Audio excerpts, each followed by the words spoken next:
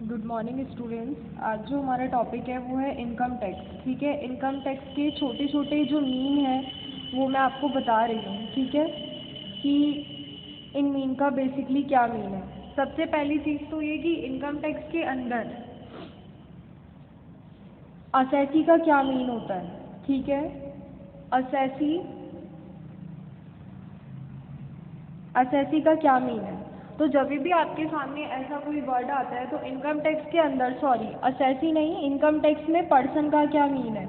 जैसा कि बेसिकली हमारे पर्सन से यहाँ क्या मतलब होता है, तुम लोगों को ये लगेगा कि एक पर्सन हो गया, दो पर्सन हो गए, तीन हो गए। नहीं, इनकम टैक्स में पर्सन का जो मीन है वो हो गया असेसी हो गया। ठीक है, कोई भी इंडिविजुअल पर्सन हो सकता है, जैसे कि मैं हो गई, आप लोग हो गए इंडिविजुअल। ठीक है, एक अकेला व्यक्ति। उसके अलावा कोई कंपनी हो सकती है। ठीक है, कोई फर्म हो सकती है। फर्म जो होती है दो तीन लोगों से मिलकर नहीं बनती है, उसमें तो एक संस्था होती है। ठीक है, एओपी हो गया।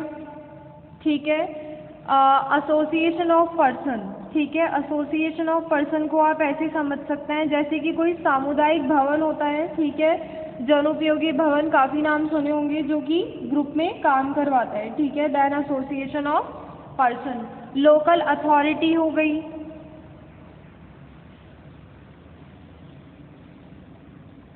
और क्या हो सकता है, आर्टिफिशियल पर्सन। आर्टिफिशियल पर्सन का क्या मीन है यहाँ। आर्टिफिशियल पर्सन के अंदर वो लोग आते हैं जो कि मतलब एक तरीके से, जैसे यूनिवर्सिटी ऑफ राजस्थान, जैसे हमारा जो कॉलेज है खंडेलवाल कॉलेज, ये अफिलेटेड राजस्थान यूनिवर्सिटी से है। तो यहाँ पर जो हमारा आर्टिफिशियल पर्सन है, समझ गए आप, मतलब कॉलेज तो कोई और, अफिलेटेड कौन सा है, यूनिवर्सिटी से अफिलेटेड है। ये हो गया इनकम टैक्स में पर्सन का मतलब। अब दो पॉइंट जो है आगे के क्वेश्चन में ये बहुत काम आएंगे। पहला तो होता है प्रीवियस ईयर और दूसरा होता है मेरा करंट ईयर। करंट ईयर कह लो, फाइनेंशियल ईयर कह लो, या फिर असेसमेंट ईयर कह लो, तीनों का मीन जो है वो सेम है। ठीक है, अब मैं बात कर रही हूँ करंट ईयर, तो आप लोग क्या बोलेंगे जब मैं करंट ईयर की बात करूँगी। 2020 से लेकर 2021 जो है ये मेरा क्या है, असेसमेंट ईयर है। ठीक है, और प्रीवियस ईयर अपना क्या हो गया, 2019 से 2020। अब यहाँ ध्यान देने वाली बात है, जो टैक्स पे करेगा एम्प्लॉय वो कैसे करेगा। ठीक है, तो टैक्स पे हम कैसे करते हैं, प्रीवियस ईयर में अगर कोई इनकम मेरी अर्न हो रही है तो उस पर टैक्स पे कब होगा, करंट ईयर में टैक्स पे होगा। ठीक है, दो चीज़। दूसरा ये कि हाँ, अब हेड कितने कितने होता है, हेड ऑफ इनकम हमारे कितने कितने होंगे। तो इनकम टैक्स के अंदर 5 हेड होते हैं। ठीक है, पहला हो गया अपना नंबर 1 सैलरी। ठीक है, अगर किसी भी तरीके की कोई इनकम हो रही है सैलरी वाले हेड के अंदर, तो क्या हम, जैसे सैलरी की बात अगर मैं करूँ, कोई एम्प्लॉय है उसे सैलरी मिल रही है, चाहे से वो गवर्नमेंट एम्प्लॉय है, प्राइवेट है, सैलरी सबको मिलती है। ठीक है, तो ये हमारा कहाँ टैक्सेबल होगा, इनकम फ्रॉम सैलरी हेड के अंदर टैक्सेबल होगा। दूसरी अगर मैं बात करूँ तो वो क्या हो गया, हाउस प्रॉपर्टी।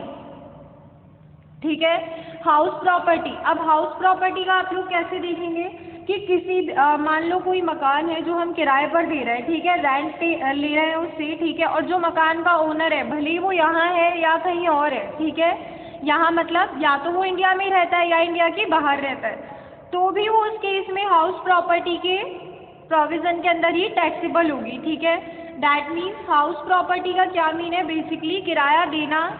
वो सेल्फ ऑक्यूपाइड भी हो सकता है, आधे घर में खुद रह रहा है, आधे को दे दिया, पूरे घर को भी रेंट पे दे सकता है, वो ओनर की इच्छा पर डिपेंड है। थर्ड हम बात करते हैं बिजनेस एंड प्रोफेशन। यहाँ पर किससे रिलेटेड बात होगी, सिर्फ बिजनेस और प्रोफेशन से रिलेटेड बात होगी। प्रोफेशन का मतलब सब समझते हो, कोई टीचर है वो भी एक प्रोफेशन है अपना, उसका डॉक्टर है वो भी प्रोफेशन है। ठीक है, कोई भी मतलब एक तरीके से एमएलए है तो वो भी उसका क्या है, प्रोफेशन है। ये तो हमारा क्या मीन हो गया, प्रोफेशन का। अब बिजनेस की मैं बात करूँ तो इनकम फ्रॉम बिजनेस। अब बिजनेस से किसी भी तरीके की इनकम हो सकती है, मान लो किसी का स्टोर है, उससे रिलेटेड कोई इनकम हो गई, बिजनेस हेड में आएगी। या फिर मान लीजिए जुआ हो गया, सट्टा हो गया, गैम्बलिंग हो गया। ठीक है, ये सबसे रिलेटेड कोई भी इनकम हो रही है तो वो कहाँ आएगी, बिजनेस एंड प्रोफेशन के अंदर। 5 अगर मैं बात करूँ तो वो मेरा क्या होता है कैपिटल, सॉरी फोर्थ हो गया कैपिटल गेन। नंबर 1 सैलरी है, number 2 house property, number 3 business and profession, number 4 capital gain. अब पूंजी संपत्ति, कैपिटल गेन को क्या कहता है, पूंजी संपत्ति। कैपिटल गेन से यहाँ पर क्या मीन है कि ऐसा कोई भी गेन जो कैपिटल को बेचकर, मतलब हमारी कोई पूंजी है, हमारी कोई प्रॉपर्टी और हम उसको बेचकर जो है वो इनकम अर्न कर रहे हैं, that means capital gain. Fifth जो हमारा पॉइंट है वो है इनकम फ्रॉम अदर सोर्सेज। अब बेसिकली इसका क्या मीन है, ऐसी कोई भी इनकम जो इन चारों हेड के अंदर नहीं आई है वो कहाँ टैक्सेबल होगी, इनकम फ्रॉम अदर सोर्सेज के पॉइंट में। तो आप लोग कंफ्यूज मत होना, इनकम फ्रॉम अदर सोर्सेज के अंदर डिविडेंड आ सकता है, बोनस आ गया, ठीक है, बहुत सारे ऐसे पॉइंट्स हैं जो हम डिस्कस करेंगे आगे। ये तो हो गई हमारी हेड की बात, ठीक है। अब मैं आप लोगों से ये डिस्कस करना चाह रही हूँ कि जीटीआई क्या होती है। जब हम हमारी पांचों इनकम का जो है वो टोटल लगा लेंगे, ठीक है, पांचों इनकम हमने लिख ली। मान लीजिए अब क्वेश्चन सॉल्व कर लें, हमने फर्स्ट जो है सैलरी की इनकम लिख दी है, सेकंड जो है हमारे पास हाउस प्रॉपर्टी का पॉइंट था वो भी हमने लिख दिया है, थर्ड हमारे पास बीओपी था वो भी हमने लिख दिया है, फोर्थ हमारे पास कैपिटल गेन था वो भी हमने लिख दिया, और फिफ्थ हमारे पास जो था वो अदर सोर्सेज था वो भी हमने लिख दिया। इन सब की जो टोटल है, ठीक है, वो मेरी क्या होगी, जीटीआई, ग्रॉस टोटल इनकम। आ गई बात समझ में, जीटीआई आ गई टोटल इनकम को ऐड करने पर। यहाँ तक तो सबको कोई प्रॉब्लम नहीं होगी, वो ऐसे ही नहीं होगी जब हम सारी हेड की इंफॉर्मेशन डिस्कस करते चले जाएंगे, ठीक है। पांचों हेड पर बेस है इनकम टैक्स पूरा अपना, तो इन पांचों हेड की टोटल जब हम लगा देंगे तो ये तो अपना क्या हो जाएगा, जीटीआई हो जाएगा। अब जरूरी नहीं है कि वो क्वेश्चन में आपको पांचों के पांचों ही दे, तो कंफ्यूज मत होना, ठीक है। कभी वो सैलरी दे सकता है, कभी हमारा क्वेश्चन ही स्टार्ट जो है वो हाउस प्रॉपर्टी से हो सकता है। हमें यहाँ पे किस पे ध्यान देना है, जीटीआई टोटल पे। ग्रॉस टोटल इनकम आने के बाद आप लोग क्या करेंगे, लेस कर देंगे सारे डिडक्शंस। अब आप लोग ये सोचेंगे डिडक्शंस कौन कौन से होंगे, तो वो हम डिटेल से पढ़ेंगे। डिडक्शन जो है वो आपके 80C से लेकर 80U तक होंगे, ठीक है, 80C से 80U तक। अब डिडक्शन लेस कर देंगे तो हमारे पास जो बचेगा वो क्या बचेगा, टोटल इनकम। याद रखना टोटल इनकम डिडक्शन लेस करने के बाद होगी, ये नहीं कि जो टोटल कर रहे हैं हम उसी को टोटल इनकम मान लेंगे, नहीं।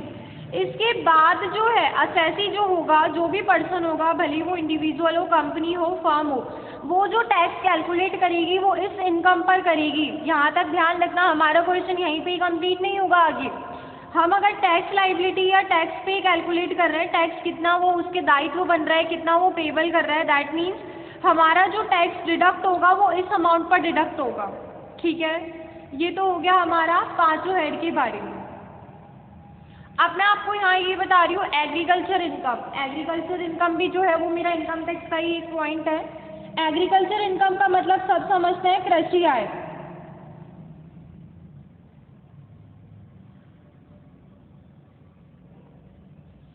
एग्रीकल्चर इनकम दैट मीन्स कृषि आय, ठीक है। अंडर सेक्शन 10(1) 10(1) क्या कहता है, 10(1) क्या कहता है कि जो मेरी एग्रीकल्चर इनकम है वो इनकम टैक्स के अंदर क्या है, पूरी की पूरी एग्जम्प्ट है, मतलब इसमें किसी को किसी भी तरीके का कोई टैक्स नहीं बनेगा। लेकिन हमारा क्या, इसके अंदर भी प्रोफेशन मतलब थोड़े बहुत प्रोविजंस ऐड है कि लैंड कहाँ पर ऐड है। अगर अब मैं कुछ पॉइंट्स बोल रही हूँ, इनको थोड़ा ध्यान से सुनना, ठीक है।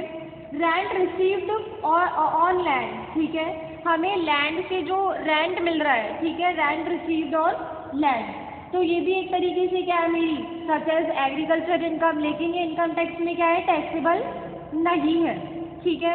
उसके बाद में अब इनकम टैक्स में टैक्सेबल है क्या, एक तो वो इनकम होगी, हमेशा ध्यान रखना, एग्जम्प्ट का मतलब वो होता है जिसमें हम किसी भी तरीके को कोई टैक्स पे नहीं करते हैं, ठीक है, निल बट्टा निल।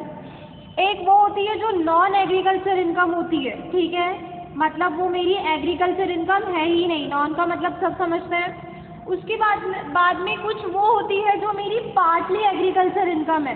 पार्टली का क्या मतलब है कि कुछ पार्ट तो जो है वो एग्रीकल्चर इनकम से जुड़ा हुआ है और कुछ पार्ट वो है जिसमें हम क्या करेंगे, टैक्स पे करेंगे। आ गई बात समझ में। दैट मीन्स इसको इन्होंने क्या कर दिया है, डिवाइड कर दिया है। अब वो किस हिसाब से होगा, ये यहाँ पर ध्यान देने वाली बात है। तो किस हिसाब से होगा, पहला तो क्या है कि एग्रीकल्चर इनकम है, फर्स्ट पॉइंट में अगर आप लोगों को डिस्कस करूँ,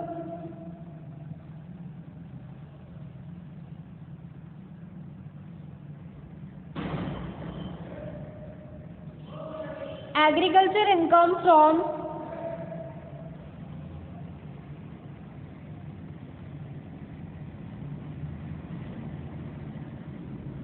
प्रोडक्शन ऑफ टी। हाँ, agriculture income from production of tea, ये सब समझते हैं कि टी का हम प्रोडक्शन करते हैं, ठीक है। तो उस केस में क्या ट्रीटमेंट होगा कि अगर एग्रीकल्चर इनकम हो रही है टी के प्रोडक्शन से, ठीक है। अब for the manufacturing of T, ठीक है, अब हमें दो चीज़ों को ध्यान रखना है कि कितना परसेंट तो जो है वो मेरा बिजनेस वाले इनकम के दायरे में आएगा, भाई हम प्रोडक्ट कर रहे हैं तो एक तरीके से वो मेरा बिजनेस ही हो गया, और कितना परसेंट ऐसा होगा जो हमारा एग्रीकल्चर इनकम का पार्ट कहलाएगा। दैट मीन्स जो मेरा एग्रीकल्चर इनकम का परसेंटेज होगा वो मुझे तभी कैलकुलेट करना है जब क्वेश्चन में ये पूछा जाए कि एग्रीकल्चर इनकम का कितना हिस्सा है। अगर वो नहीं पूछ रहा है तो हम इसका कोई ट्रीटमेंट नहीं करेंगे, फिर मैं सिर्फ बिजनेस इनकम की परसेंटेज निकालूंगी। अब यहाँ ये ध्यान देना कि 60% इनकम जो होगी वो तो क्या होगी, मेरी एग्रीकल्चर इनकम होगी, ठीक है। तो इसने क्लियरली वे में कह दिया कि भाई जो मेरी 60% इनकम है, ठीक है, वो तो मेरा क्या है, एग्रीकल्चर इनकम है, और जो मेरी 40% इनकम है वो मेरी क्या है, नॉन एग्रीकल्चर इनकम है। नॉन एग्रीकल्चर इनकम हो गई, दैट मीन्स वो मेरी बिजनेस इनकम है, सिंपली वे में, ठीक है। तो 60% तो क्या हो गया, टी का पॉइंट आते ही समझ जाना एग्रीकल्चर इनकम कितनी है, 60% है। 40% क्या है, मेरी बिजनेस इनकम कह लो या नॉन एग्रीकल्चर इनकम कह लो। अब इसी तरीके से हम किसका ट्रीटमेंट करेंगे, कॉफ़ी का करेंगे।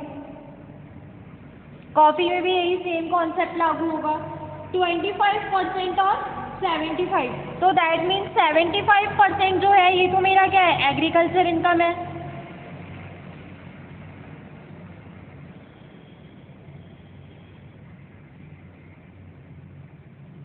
और 25% जो है मेरा वो क्या है, बिजनेस इनकम है।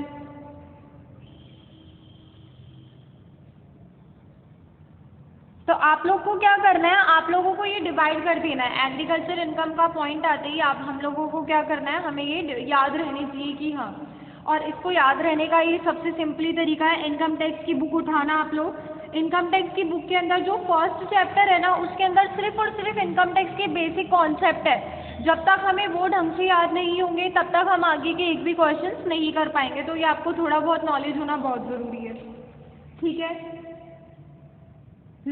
अब मैं आपको एक एग्जाम्पल के थ्रू इसको समझा रही हूँ, ठीक है।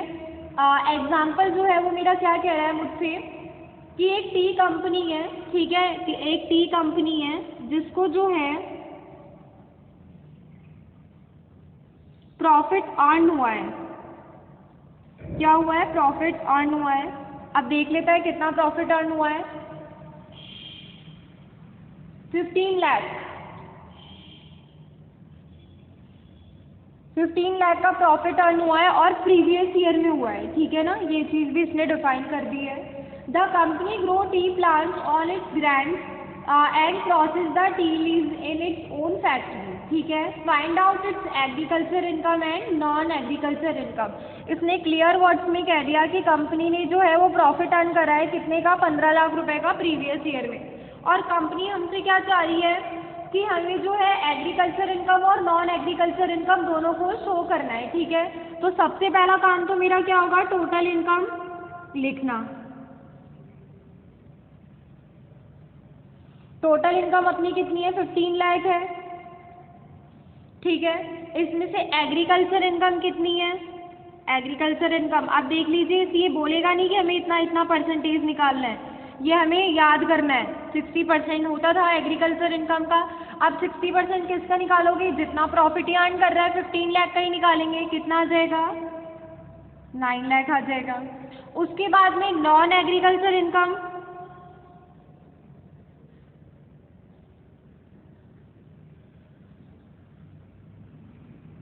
अब नॉन एग्रीकल्चर इनकम के पास अपने पास क्या है, 15 लाख का था, 9 लाख का, ये 40% का होता है नॉन एग्रीकल्चर इनकम या बिजनेस इनकम। तो यहाँ पर कितना आ जाएगा, 6 लाख। ये भी हमारा कितना निकलेगा, इसी का ही निकलेगा, 40% भी। आगे की बात समझ में। ये तो होता है 4, ठीक है। ये तो है मेरा एक तरीके से ये मान लो बेसिक चीज़ है कि एग्रीकल्चर इनकम और नॉन एग्रीकल्चर इनकम का जो है वो मैंने तुम लोगों को डिफाइन करना बता दिया। नेक्स्ट क्लास में जो मैं टॉपिक पढ़ाने वाली हूँ वो है residential status and incidence of tax. आप लोग का काम ये है कि उस टॉपिक को पढ़ने से पहले थोड़ा बहुत एक बार रीड आउट कर लेना, ताकि जो है अपने को कैच जल्दी हो पाएगा, ठीक है। तो रेजिडेंशियल स्टेटस हम नेक्स्ट क्लास में स्टार्ट करने वाले हैं।